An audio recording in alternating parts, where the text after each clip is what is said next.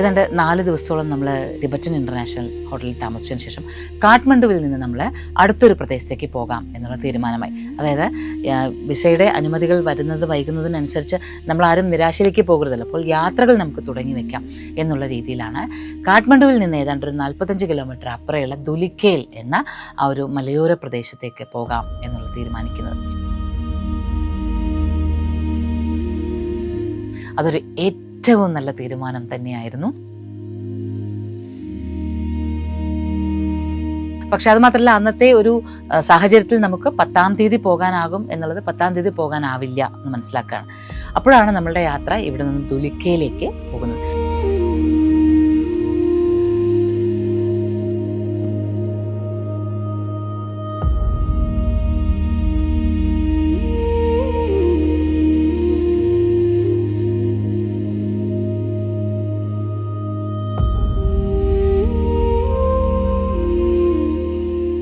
ശരിക്കും പറഞ്ഞാൽ ഇതൊരു ഞങ്ങളെ തയ്യാറാക്കൽ തന്നെയായിരുന്നു. നാദസമ്പ്രദായങ്ങളെക്കുറിച്ച് നമ്മളെ മനസ്സിലാക്കിക്കണമായിരുന്നു. പശുപതിനാഥത്തിൽ ഞങ്ങളൊരു 3 തവണയെങ്കിലും ദർശനം നടത്തണമായിരുന്നു. അതുപോലെ തന്നെ വജ്രവാരാഹിയിലെ ഉപാസന, അതുപോലെ തന്നെ വെളുത്ത താര, ശ്വേതതാര സങ്കല്പത്തിലേക്ക് ഒക്കെ പല പല രീതികളിൽ പല പല ഇടങ്ങളിലേക്ക് നമ്മളെ ഇങ്ങനെ കൊണ്ടുചെന്ന് എത്തിച്ചുകൊണ്ടേയിരുന്നു സംഘത്തിലെ എല്ലാവരും. പക്ഷെ ഒരു പ്രധാനപ്പെട്ട കാര്യം പറയട്ടെ, എല്ലാവരും ഈ ദിവസങ്ങൾ വൈകുന്നത്, അതുപോലെ തന്നെ നമുക്ക് വിസ പെർമിഷൻ കിട്ടുമോ ഇല്ലയോ എന്നുള്ള സംശയം, ഇതൊക്കെ ഞങ്ങളെ വല്ലാതെ അലട്ടിക്കൊണ്ടിരുന്നുവെങ്കിലും ആരും അസ്വസ്ഥരായിരുന്നില്ല. ദേഷ്യം വരികയോ അല്ലെങ്കിൽ ശപിക്കുകയോ ഞങ്ങൾക്ക് പോകാൻ സാധിക്കാതെ വരുമോ എന്ന് ആക്രോശിക്കുകയോ ഒന്നും ആരും ചെയ്തിട്ടില്ല. സാധാരണ ഒരു യാത്ര പോകുമ്പോൾ ഒന്ന് ആലോചിച്ച് നോക്കുക. ഒരു യാത്ര പോവുകയാണ്, അതിപ്പോൾ കൈലാസമായാലും ഏത് ഭൂമിയിലേക്കാണെങ്കിലും, പ്രത്യേകിച്ചൊരു ടൂർ ഗ്രൂപ്പിനൊപ്പം പോവുകയാണെങ്കിൽ ആ ടൂർ ഗ്രൂപ്പ് എൻ്റെ കുഴപ്പം കൊണ്ടാണ് പലതും സാധിക്കാത്തത് എന്നുള്ള അഭിപ്രായങ്ങളുണ്ടാവുക, അല്ലെങ്കിൽ എല്ലാ കാര്യങ്ങൾക്കും വളരെ ഒരു വാശി പിടിച്ചുകൊണ്ട് എല്ലാവരും ഇന്നത് സംഭവിക്കണം, അല്ലെങ്കിൽ ഇങ്ങനെ വൈകാൻ പാടില്ല, അതല്ലെങ്കിൽ ഇത്തരത്തിൽ ചില പ്രശ്നങ്ങൾ നമ്മളുടെ ഒരു പിടിപ്പുകേട് കൊണ്ടാണ് എന്നൊക്കെ തോന്നുന്ന രീതിയിലുള്ള സംസാരമൊക്കെ സാധാരണ രീതിയിൽ ഉണ്ടാവേണ്ടതാണ്. പക്ഷേ അതൊരു എടുത്തു പറയേണ്ട കാര്യം തന്നെയാണ്. മോക്ഷയോടൊപ്പം സഞ്ചരിച്ച ഒരാൾ പോലും അത്തരത്തിൽ അസ്വസ്ഥരാവുകയോ അല്ലെങ്കിൽ അസ്വസ്ഥത പ്രകടിപ്പിക്കുകയോ ഒന്നും ചെയ്തില്ല. ഒരു പക്ഷേ മനസ്സിൽ ലീവുമായി ബന്ധപ്പെട്ട പ്രശ്നങ്ങളൊക്കെ മനസ്സിലുണ്ടായിരുന്നിരിക്കാം, പക്ഷേ അങ്ങനെ വേറൊരു തരത്തിൽ അതിനൊരു നെഗറ്റീവായിട്ടുള്ള രീതിയിൽ എടുത്തുകൊണ്ട് അത്തരത്തിലൊരു അസ്വസ്ഥതകളൊന്നും പ്രകടിപ്പിച്ചിരുന്നില്ല. ഏറ്റവും കൂടുതലായി മനസ്സിനെ സത്സംഗിൻ്റെയൊക്കെ സമയത്ത് നമ്മൾ ഓരോരുത്തരും ഏറ്റവും തീവ്രമായിട്ട് പ്രാർത്ഥിക്കുകയും ആ പ്രാർത്ഥനകൾ കൂടുതൽ ആത്മബന്ധം ഉടലെടുത്തു വരികയും, ഇത് മാത്രമല്ല സംഭവിച്ചത്, നമ്മളുടെ ആ പ്രാണായാമ പരിശീലനം, ഞങ്ങൾ ഓരോരുത്തരും വളരെ വ്യക്തവും ശക്തവുമായിട്ട് പ്രാണായാമ പരിശീലനം ഒക്കെ ജപവും അതുപോലെ ശ്രവണവും ഒക്കെ നടത്തിക്കൊണ്ട് സത്സംഗങ്ങളെ ഗംഭീരമാക്കുകയായിരുന്നു ഈ നിമിഷത്തിലൊക്കെ. അങ്ങനെ ഞങ്ങൾ കാഠ്മണ്ഡുവിൽ നിന്ന് ദുലിക്കയിലേക്ക് എത്തുകയാണ്.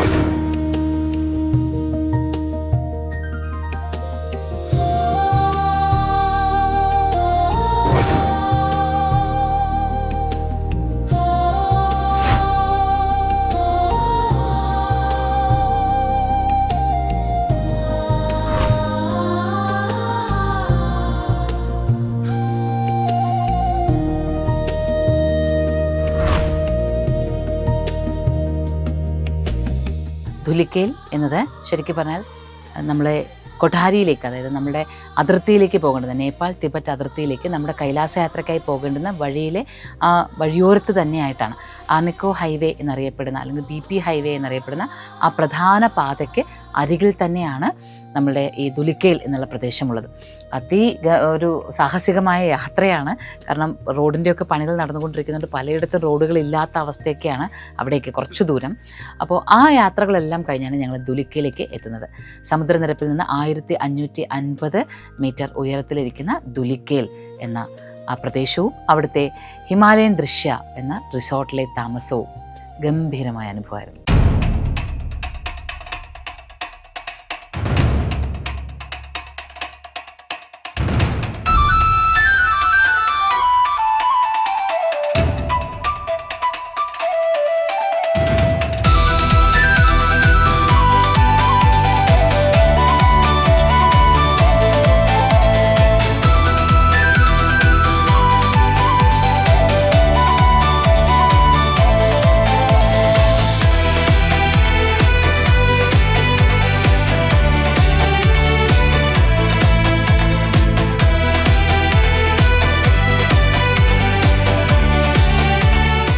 ദുലിക്കലിലെ ഹിമാലയൻ ദൃശ്യ റിസോർട്ടിലെ ഞങ്ങളുടെ ഒരു ദിവസം, ആ ദിവസത്തിലെ പ്രഭാതം മുതൽ സത്സംഗം, പ്രാർത്ഥനകൾ, പിന്നെ പ്രകൃതി നൽകുന്ന കാഴ്ചകളൊക്കെ കണ്ടു.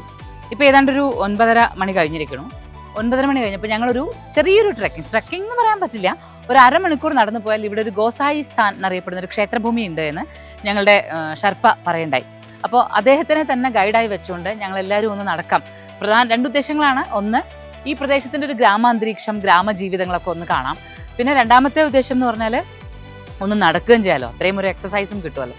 അപ്പോൾ അങ്ങനെ ഒരു അന്തരീക്ഷം. വെയിലിന് വലിയ ചൂടില്ല, പക്ഷേ കണ്ണ് നമുക്ക് തുറക്കാനാവില്ല, സൺഗ്ലാസസ് വെക്കാൻ നടക്കാനേ ആവില്ല. അപ്പോൾ അങ്ങനെ ഒരു സ്ഥലത്ത് കൂടി ഗോസായി സ്ഥാനിലെ ക്ഷേത്രം അന്വേഷിച്ചുകൊണ്ടുള്ളൊരു യാത്രയാണ്.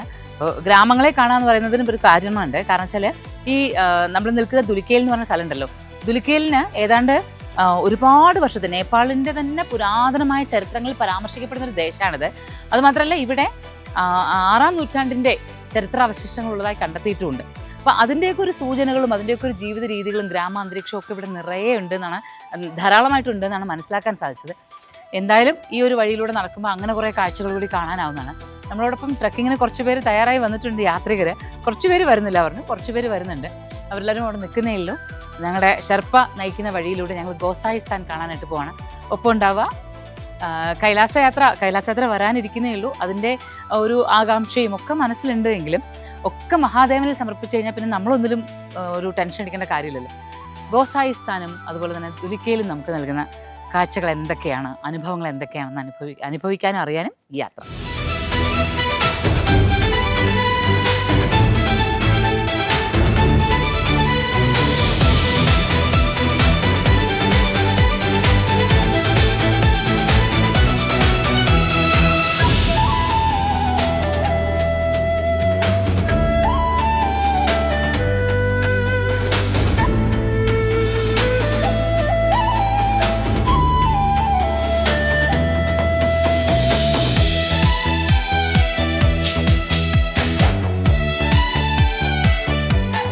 ഇപ്പോൾ സമുദ്രനിരപ്പിൽ നിന്ന് ഏതാണ്ട് ഒരു 1500 അടി ഉയരമേ ഉള്ളൂ നമ്മൾ കയറുന്നത്. അപ്പോൾ നമ്മൾ നിൽക്കുന്ന പ്രദേശം ദുലിക്കൽ എന്ന് പറയുന്ന പ്രദേശം തന്നെ അത്രയേ ഉള്ളൂ. അവിടെ നിന്ന് കുറച്ചേ കയറുന്നുള്ളൂ, വളരെ കുറച്ചേ കയറിയിട്ടുള്ളൂ. 20 മിനിറ്റ് ആകെ കയറാനുള്ളൂ എന്നാണ് പറഞ്ഞത്. പക്ഷേ കയറ്റം കുത്തനെ ആയതുകൊണ്ടും ഒരു ശ്വാസം കിട്ടാത്ത പോലെയൊക്കെ നമുക്ക് തോന്നും. പക്ഷെ ഒന്നും കാണിക്കാൻ പറ്റില്ല. കാരണം എന്ന് വെച്ചാൽ കൈലാസയാത്ര എന്ന് പറഞ്ഞ് ഏതാണ്ട് ഒരു 1.5 മാസം മുൻപ് തന്നെ എല്ലാവരും ട്രെയിനിങ് തുടങ്ങിയാണ്. അപ്പോൾ ഒരു 10,000 സ്റ്റെപ്പ് ഡെയിലി നടക്കണമെന്നും ആ 10,000 എന്നത് 20,000 വരെ ആക്കണം എന്നാണ് ലക്ഷ്യം എന്നൊക്കെ പറഞ്ഞാണ് ഞങ്ങൾ തുടങ്ങിയിട്ടുള്ളത്. അപ്പോൾ അതുകൊണ്ട് ആർക്കും ഒന്നും മിണ്ടാൻ വയ്യ, കയറാൻ വയ്യ എങ്കിലും അതൊന്നും വെളിയിൽ കാണിക്കാൻ വയ്യ. ഏതായാലും പോകുന്ന വഴിക്കൊരു ഗ്രാമം കാണുകയാണ്. കൃഷിയും ഒക്കെ ആയിട്ട്, ആ പശുവും ഒക്കെ ആയിട്ട് ഒരു തനി ഗ്രാമീണ ജീവിതം. ഇവിടുത്തെ ഒരു പ്രത്യേകത നമ്മൾ കണ്ടതുണ്ടല്ലോ, എല്ലാ വീടുകളുടെ മുറ്റത്തും ഒരു പഴച്ചെടിയെങ്കിലും ഉണ്ടാവും. പിന്നെ ചെറിയ വീടാണ്, കുറച്ച് സ്ഥലമേ ഉള്ളൂവെങ്കിൽ പോലും അവർ അത്യാവശ്യം അവർക്ക് വേണ്ടുന്ന പയറ്, ചോളം അങ്ങനെയുള്ളതെല്ലാം തനിയെ തന്നെ നട്ടുപിടിപ്പിക്കാൻ നോക്കും. ഇതിപ്പോൾ ഒരാൾ നിന്ന് പണിയുന്നുണ്ട്, ചാണകമൊക്കെ കമ്പോസ്റ്റ് ആക്കാൻ വേണ്ടി തയ്യാറാക്കുന്നുണ്ട്. പയറും അതുപോലെ തന്നെ മത്തനും വെള്ളരിയും ചോളവും ഒക്കെ ധാരാളമായിട്ട് നിൽക്കുന്നതും കാണാം. ഇതാണ് നമ്മുടെ ഒരു പ്രധാന ലക്ഷ്യം, ഈ ഗ്രാമജീവിതങ്ങളൊന്ന് കാണാന്നുള്ളത്. നമ്മൾ നേപ്പാളിലൂടെ നമ്മൾ തിബറ്റിലേക്ക് കൈലാസയാത്ര പോകുമ്പോൾ സാധാരണ ഇതിനൊന്നും അവസരം കിട്ടാറില്ല. നമ്മൾ ഈ ഗ്രാമത്തെ കാണുമ്പോൾ ഈ ഒരു ദുലിക്കൽ എന്ന പ്രദേശം പറഞ്ഞല്ലോ, പുരാതനമായിട്ടുള്ള ഒരുപാട് ഗൃഹങ്ങളും ജീവിത രീതികളും ഒക്കെ കാണാൻ പറ്റും. ഈ മല കയറി വരുമ്പോൾ തോറും കോടമഞ്ഞിങ്ങനെ നമ്മളെ സ്പർശിച്ചുകൊണ്ടിരിക്കുകയാണ്. കയറ്റമുണ്ട്, നമുക്ക് കുറച്ചൊന്ന് കഷ്ടപ്പെട്ടാലേ കയറാൻ പറ്റുള്ളൂ. എങ്കിലും സുഖകരമായൊരു നടത്തം, നല്ല കാലാവസ്ഥ, തെളിഞ്ഞ കാലാവസ്ഥ, സൗഹൃദത്തോടു കൂടി പെരുമാറുന്ന മനുഷ്യർ, മൃഗങ്ങളും.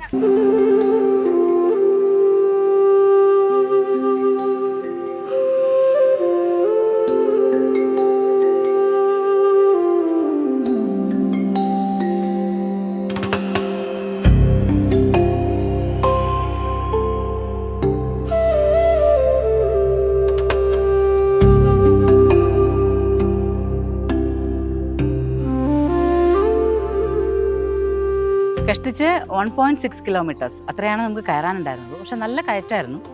അത് കഴിഞ്ഞ് കയറിയെല്ലാം കഴിഞ്ഞ് ഏറ്റവും മുകളിൽ എത്തിക്കഴിഞ്ഞപ്പോൾ വലിയൊരു നിറയെ ദേവദാരു വൃക്ഷങ്ങളുടെ ഒരു കാട്, അതിന് നടുവിലെ ഒരു പുൽമൈതാനത്തിലൂടെ നമ്മൾ നടക്കുകയാണ്. ശരിക്കും ഈ പ്രദേശം നമ്മളെ കാശ്മീരാണ് ഓർമ്മപ്പെടുത്തുക. പേൽഗാമിലേക്ക് പോകുമ്പോൾ, പേൽഗാമിൽ കുതിരപ്പുറത്ത് നമ്മൾ ഏറ്റവും ഉയരത്തിലേക്ക് പോകും, മിനി സ്വിറ്റ്സർലാൻഡ് എന്നറിയപ്പെടുന്ന ഒരു പ്രദേശത്തേക്ക് പോകും. അവിടെ കാണുന്ന പോലെയുള്ളൊരു പച്ചപ്പൊക്കെയാണ് ഇവിടെ. ഒരുപാട് മാറ്റങ്ങൾ കാലത്തിൻ്റെതായി വന്നിട്ടുണ്ടെങ്കിലും ഈ പ്രദേശം, ഈ ഒരു മലയും അതുപോലെ തന്നെ ഇതിനുള്ളിലെ ക്ഷേത്രവും എന്നൊക്കെ പറയുമ്പോൾ മലകൾക്ക് മുകളിലെ ദേവസ്ഥാനങ്ങൾക്ക് എപ്പോഴും ഒരു പ്രത്യേകതയുണ്ട്. എന്താണെന്നല്ലേ, കാരണം ഈ മലകൾ ആദ്യം, ഇന്നിപ്പോൾ നമുക്ക് റോഡ് മാർഗ്ഗങ്ങളുണ്ട്, വരാൻ വാഹന സൗകര്യങ്ങളുണ്ട്, പക്ഷേ ഇതൊന്നുമില്ലാത്ത കാലത്ത് ഈ മലകൾക്ക് മുകളിലേക്ക് കയറി വന്ന ആദ്യത്തെ ഒരു ഋഷി ഉണ്ടാവും. ഒരുപക്ഷെ സിദ്ധനായിരിക്കും, ഒരു യഥാർത്ഥ ഭക്തൻ. ആ ഭക്തനിൽ നിന്നായിരിക്കില്ലേ ഈ സാന്നിധ്യത്തെ കണ്ടെത്തപ്പെട്ടത്. പിന്നീട് വാമൊഴിയായി അറിഞ്ഞറിഞ്ഞല്ലേ ബാക്കിയുള്ളവർ ഇവിടേക്ക് വരിക. നമ്മുടെ ശബരിമല ആയാലും വൈഷ്ണോദേവി ആയാലും അമർനാഥ് ആയാലും ഒക്കെ ഇങ്ങനെ ഏറ്റവും ദിവ്യമായുള്ള സിദ്ധർകൾ ഭൂമിയല്ലേ. നേപ്പാൾ ശരിക്കും പറഞ്ഞാൽ ഈ നയപാല രാജധാനി എന്ന് വിശേഷിപ്പിക്കുന്ന നേപ്പാളിൽ നിന്ന് ടിബറ്റിലേക്ക് കടക്കുമ്പോൾ ഈ ടിബറ്റിലേക്ക് കടക്കുന്നൊരു വഴിയാണല്ലോ ഇത്. ഇപ്പം ഇവിടെ തന്നെ ശരിക്കും പറഞ്ഞാൽ ഇതൊരു സിദ്ധർകൾ ഭൂമി തന്നെയാണ്. അപ്പോൾ കൈലാസം അതിൻ്റെ ഒരു അൾട്ടിമേറ്റ് ആയിട്ടുള്ള സ്ഥലം, അല്ലെങ്കിൽ ഏറ്റവും അത്യുന്നതമായി നിൽക്കുന്ന പ്രദേശം എന്ന് മനസ്സിലാക്കാം. അങ്ങനെ മലയുടെ മുകളിലെ ഒരു ക്ഷേത്രം അന്വേഷിച്ച് നമ്മൾ വരുമ്പോൾ നമ്മൾ കേട്ടത് ഗോസാമേശ്വർ എന്നാണ് ഈ ക്ഷേത്രത്തിൻ്റെ പേര്. ഗോസായി സ്ഥാൻ എന്ന് പറയുമ്പോൾ ശരിക്കും പറഞ്ഞാൽ ഗോസായിമാരെന്ന് പറയണത് പണ്ട് കാലത്ത് ഗോസായിമാരെന്ന് പറയുന്നത് യഥാർത്ഥ സന്യാസിമാരെയാണ്. ചിലയിടത്തൊക്കെ പറയാറുണ്ട് ഗോസായി സന്യാസികളെ ഗോസായി വന്നിരുന്നു. അപ്പോൾ നമ്മുടെ നാട്ടിൽ ഈ മതിലകൻ രേഖകളിലൊക്കെ ചില സൂചനകൾ ഗോസായി ആയ സന്യാസിമാർ പഞ്ചാബിൽ നിന്നൊക്കെ വന്നിട്ടുള്ളതായിട്ട് പറഞ്ഞു കേൾക്കാറുണ്ട്. ഗോസായി അഥവാ ഗോസ്വാമി എന്നൊക്കെയുള്ളത് ഒരേ പ്രയോഗമായിരിക്കണം. ഏതായാലും ഇപ്പോൾ നമ്മൾ ഈ അറിയപ്പെടുന്ന ഈ സ്ഥലം ഗോസായി സ്ഥാൻ എന്നാണ് അറിയപ്പെടുന്നത്. ദേവദാരു മരങ്ങൾക്ക് നടുവിലൂടെ നമ്മൾ സഞ്ചരിക്കുകയാണ്.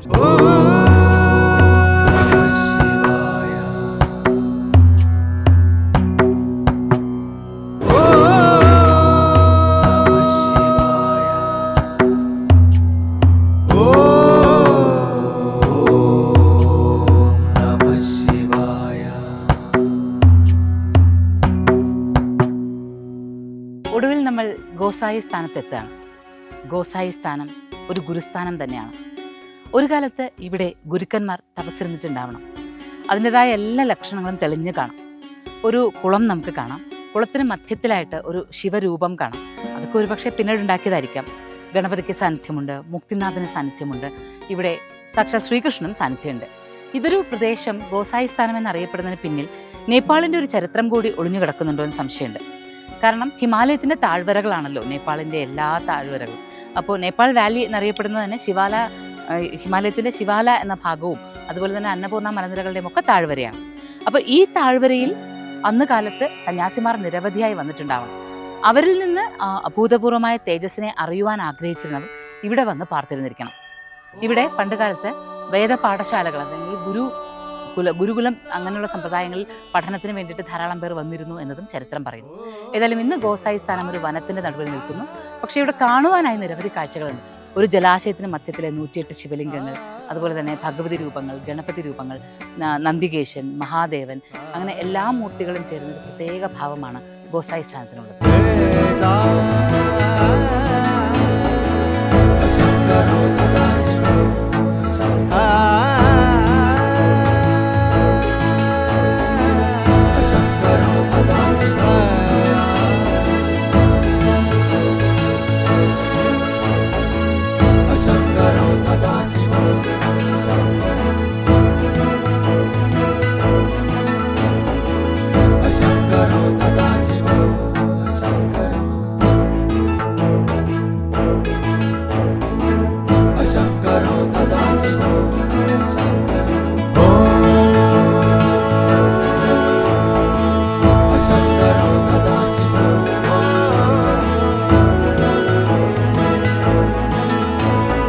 ഗോസായി സ്ഥാനത്ത് ഞങ്ങൾ എത്തുമ്പോൾ ഇവിടെ ഒരു സാധുബാബ ഇരിക്കുന്നുണ്ടായിരുന്നു. സാധുബാബയിൽ നിന്ന് ഞങ്ങൾക്ക് ഈ പ്രദേശത്തെക്കുറിച്ച് കുറേയധികം മനസ്സിലാക്കാനായി. അദ്ദേഹം പറഞ്ഞതിന് പ്രകാരം ഒരു കാലത്ത് ഈ ഒരു പ്രദേശം എന്നല്ല, ലോകം മുഴുവനും നന്മയെ അറിഞ്ഞിരുന്നു. നന്മയെ അറിയുന്ന ഗുരുക്കന്മാർ ഇവിടെ ഉണ്ടായിരുന്നു. ആ ഗുരുക്കന്മാർ എന്ത് പറയുന്നുവോ ആ പറയുന്നതിനെ അങ്ങനെ അനുസരിക്കുന്ന ഒരു കുലമാണ് ഉണ്ടായിരുന്നത്. അച്ഛൻ പറയുന്ന അനുസരിക്കുന്ന മക്കൾ, ഗുരു പറയുന്ന അനുസരിക്കുന്ന ശിഷ്യർ, അങ്ങനെ എല്ലാവരും അനുസരിക്കുന്ന ഒരു ഭാവം. ആ ഗുരു പറയുന്നതും അത്ര നല്ലത് മാത്രമേ പറയുള്ളൂ എന്നുള്ള ഉറപ്പുമുണ്ടായിരുന്നു. പിന്നീട് കാലം മാറിയപ്പോൾ ഗുരു പറയുന്നതും പിഴയ്ക്കാൻ തുടങ്ങി, അതനുസരിക്കുന്നവരും തെറ്റാൻ തുടങ്ങി. അങ്ങനെ ഒരു കാലത്ത് ധർമ്മം എങ്ങനെ സംരക്ഷിക്കുമെന്നുള്ള അന്വേഷണം. ബ്രഹ്മാവാണ് ആദ്യം അന്വേഷിക്കുന്നത് തൻ്റെ ഈ ലോകത്ത് ധർമ്മം എങ്ങനെ സംരക്ഷിക്കപ്പെടുമെന്ന്. അങ്ങനെ മഹാവിഷ്ണുവും ബ്രഹ്മാവും ചേർന്ന് മഹാദേവനെങ്കിൽ അരികിലേക്ക് വരികയും മഹാദേവൻ അവിടെ ഗുരുഭാവത്തിൽ നിന്നുകൊണ്ട് വേണ്ടത് പറഞ്ഞുകൊള്ളാമെന്നും തൻ്റെ ഗുരു പരമ്പരകളിൽപ്പെട്ടവർ യഥാകാലത്ത് വന്ന് നന്മകൾ പറഞ്ഞു കൊടുത്തുകൊള്ളുമെന്നുള്ള ഉറപ്പും നൽകിയത്രേ. അങ്ങനെ മഹാദേവനിങ്കിൽ നിന്ന് ആശീർവാദം ലഭിച്ച ഗുരുക്കന്മാർ കാലാകാലങ്ങളിൽ ഈ ഭൂമിയിലേക്ക് വന്നിരിക്കുന്നു എന്നതാണത്രേ ഈ പ്രദേശത്തേക്കാണ് അവർ വരുന്നത്. ഇതുപോലെ നിരവധി പ്രദേശങ്ങൾ ഈ ലോകത്തുണ്ട് എന്നും അവിടെ എല്ലാം ഗുരുക്കന്മാർ എത്താറുണ്ട് എന്നും ആ ഗുരുക്കന്മാരിൽ നിന്ന് വേണ്ടത് അറിയേണ്ടവർ കൃത്യമായി എത്തി അറിയുകയും ചെയ്യുന്നു എന്നാണ് മനസ്സിലാക്കാനായത്. അപ്പോൾ വേണ്ടതുപോലെ പറഞ്ഞു തരുന്ന ഗുരു സമക്ഷത്തിൽ, സാക്ഷാൽ ദക്ഷിണാമൂർത്തി സമക്ഷത്തിൽ നമുക്ക് നമഃശിവായ മന്ത്രങ്ങൾ ജപിച്ചുകൊണ്ട് ഉപാസന നടത്താം.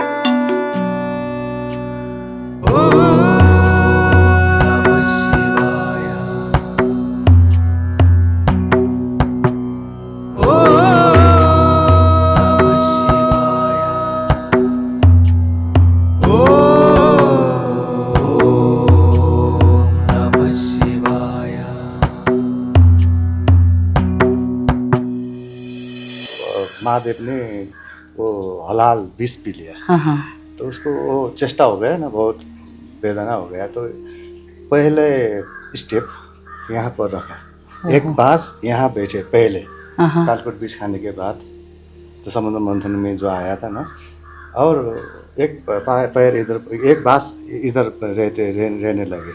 तो शाम के समय में यहाँ आपको चिकन, जब वो आपको मुर्गी एक जंगल में होती है, उसको बोलते हैं हम कालीज। यहाँ कालीज चिल्लाया, तो वहाँ यहाँ से दूसरों पायला वो नगरकोट है, यहाँ नगरकोट के नीचे एक महादेव पोखरी है। दूसरा स्टेप वहाँ रखा, तो वहाँ तो आप क्या, वो उधर हमारे भाषा में सुअर, वो जंगली सुअर होता है ना, जंगल सुअर कर रहा है, आवाज़ निकल के कर रहा है, चिल्लाया। तो लास्ट स्टेप रसुआ, जहाँ पर उन्होंने त्रिशूल से जमीन में धंसाकर वहाँ से पानी निकाल कर वहाँ शयन किया है। आप लोग रसुआ में जाएंगे तो वहाँ कोई ना कोई आपको रूप महादेव का सोया हुआ रूप कुछ ना कुछ दिखाई देगा। उधर कोई विग्रह कुछ नहीं है, लेकिन हमको महसूस होगा।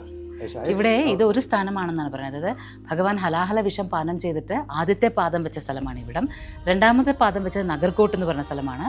മൂന്നാമത് അദ്ദേഹം ഇരുന്നിടം അല്ലെങ്കിൽ ശയിച്ചിടം എന്ന് രണ്ടിടം. അതായത് ഹലാഹല വിഷം പാനം ചെയ്തിട്ട് മഹാദേവൻ ശയിച്ച ഇടം റഷ്വ എന്ന് പറഞ്ഞ സ്ഥലമാണ്. അവിടെ എന്ന് പറഞ്ഞാൽ വളരെ വിശാലമായൊരു കുളവും പ്രത്യേകമായി ക്ഷേത്രങ്ങളൊന്നുമില്ല, പക്ഷെ അവിടെ ചെന്നാൽ നമുക്ക് ആ ശയനഭാവത്തിലുള്ള മഹാദേവൻ്റെ സാന്നിധ്യത്തെ അനുഭവിക്കാൻ സാധിക്കുമെന്നാണ് അദ്ദേഹം പറയുന്നത്. നാഗങ്ങളാണ് കാവൽ, അനുവദിക്കപ്പെട്ട സ്ഥലങ്ങളിൽ മാത്രമേ അവിടെ പോകാനാവുള്ളൂ, അല്ലാതെ ഒരു സ്ഥലത്തേക്ക് പോകാൻ പാടില്ല എന്നും പറയാണ്. അപ്പോൾ ഇവിടെ നമ്മളിപ്പോൾ പറഞ്ഞല്ലോ, ഇവിടെ ഇപ്പോൾ ഒരു സന്യാസി സ്ഥാനമാണ് നമ്മൾ കാണുന്നത്. ഒരു 7 പടികളുള്ള ഒരു ഗോപുരത്തിന് മുകളിലിരിക്കുകയാണ് സന്യാസി. അപ്പോൾ അദ്ദേഹം നാഗബാബ 108 നാഗബാബ എന്ന സങ്കല്പത്തിൽ രമേശ് ഗിരി എന്നാണ് അദ്ദേഹത്തിൻ്റെ നാമം. അദ്ദേഹമാണ് ഇവിടെയുള്ളത്. അദ്ദേഹത്തിൻ്റെ ആ ഒരു വിഗ്രഹം കണ്ടാൽ നമ്മളെ തന്നെ നോക്കിയിരിക്കുകയാണെന്ന് തോന്നും. അപ്പോൾ അദ്ദേഹത്തിന് മുന്നിലൊരു ശിവലിംഗവും വെച്ചിട്ടുണ്ട്. അപ്പോൾ ആ ഗുരുപരമ്പരകളിൽ മഹാദേവൻ ആദ്യം ഇവിടെ വന്നു, അത് കഴിഞ്ഞ് പിന്നീട് ഗുരു സാന്നിധ്യങ്ങൾ ഇവിടെ വന്നു എന്നുള്ളതാണ്. അപ്പോൾ 7 തട്ടുകൾക്ക് മുകളിലിരിക്കുന്നത് രമേശ് ഗിരി എന്നുള്ള 108 നാഗബാബമാരിൽ ഒരാളാണ്. അപ്പോൾ അദ്ദേഹം ഇവിടെ ഉണ്ടായിരുന്ന കാലത്തെ കൂടെ ഉണ്ടായിരുന്ന ഒരാളാണ് നമുക്കിപ്പോൾ ഈ വിശേഷങ്ങളെല്ലാം പറഞ്ഞു തന്നത്. അപ്പോൾ ഇവിടെ ഇങ്ങനെ വലം വയ്ക്കുമ്പോൾ ശരിക്കും ആ ഒരു ഗുരു സാന്നിധ്യങ്ങൾ, ഗുരു സമ്പ്രദായം, നമ്മൾ പറയില്ല നാദസമ്പ്രദായം, ഗോസ്വാമി സമ്പ്രദായങ്ങൾ, ഇതെല്ലാം ഇവിടെ ഒന്നായി തീരുകയാണ്. എല്ലാ കാലത്തും ഒരാൾക്ക് എന്താണോ ജീവിതത്തിന് ഉചിതമായി വേണ്ടത് അത് പറഞ്ഞു തരുവാനുള്ള ഗുരു സാന്നിധ്യമാണ് ഇവിടെ ഏറ്റവും കൂടുതലുള്ളത്. എന്നാൽ നമുക്ക് അതേപോലെ ഗുരു സാന്നിധ്യം എത്രത്തോളം പ്രാധാന്യപ്പെട്ടതാണെന്ന് പറഞ്ഞു തന്ന മറ്റൊരാൾ കൂടിയുണ്ട്, ദത്താത്രേയ മുനി. ദത്താത്രേയ മുനിക്കും ഇവിടെ ഒരു സാന്നിധ്യമുണ്ട്. ആ ദത്താത്രേയ മുനി സാന്നിധ്യം നമുക്ക് പറഞ്ഞു തരുന്നത് എല്ലാറ്റിലും നമ്മൾ ഗുരുവിൻ്റെ സാന്നിധ്യത്തെ കാണണം. കാറ്റിലും മഴയിലും മഞ്ഞിലും ഒക്കെ നമ്മൾ ഗുരു സാന്നിധ്യത്തെ കാണണമെന്നാണ്. അപ്പോൾ ഈ ഒരു ഗുരു ഇരിക്കുന്നതിൻ്റെ ഒരു ഏറ്റവും പ്രധാനമായിട്ട് നമ്മൾ കണ്ടത് ശിവലിംഗമാണ്. അത് കഴിഞ്ഞാൽ പിന്നീട് ഗുരു സാന്നിധ്യം കണ്ടു. അത് കഴിഞ്ഞാൽ ദത്താത്രേയ മുനിയെ കണ്ടു. ഇത് കഴിഞ്ഞാൽ ഏറ്റവും അറ്റത്തായിട്ട് നമുക്ക് ഒരു ആഞ്ജനേയനെ കൂടി കാണാം. അതായത് ഗുരു ഉണ്ടായാൽ മാത്രം പോരാ, ഗുരു പറഞ്ഞു തരുന്നതിനെ നമ്മൾ ഉപാസനയോ സാധനയോ ചെയ്യേണ്ടത് എങ്ങനെയെന്ന് വ്യക്തമാക്കി തരികയാണ് ആഞ്ജനേയൻ.